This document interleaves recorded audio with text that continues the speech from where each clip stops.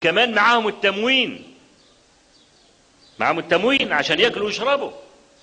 كانوا يذبحون في اليوم 10 من الجمال.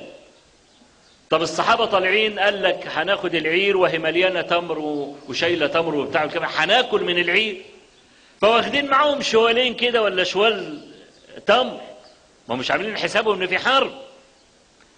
فإذا بهم يوضعون في موضع الحرب. كانوا يقتسمون التمرات، يأتي واحد يقسم التمرة نصين يدي لأخوه نصها وياخده نصها.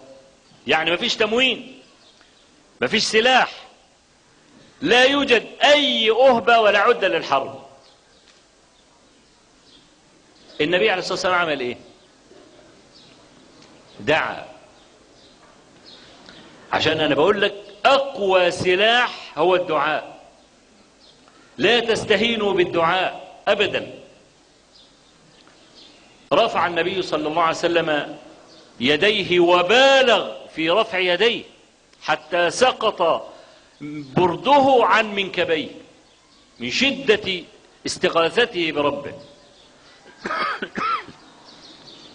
وهو يقول: اللهم هذه قريش جاءت بخيلها ورجلها تحادك وتحاد نبيك.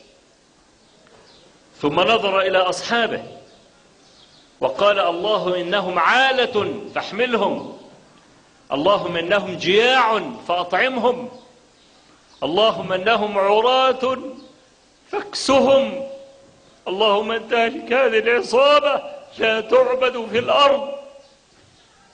فأمسك أبو بكر رضي الله عنه بمنكبيه وقال: يا رسول الله، بعض مناشدتك ربك فإنه منجز لك ما وعد. ثم افتر ثغر النبي صلى الله عليه وسلم عن ابتسامة وهو يقول: أبشر يا أبا بكر، هذا جبريل نزل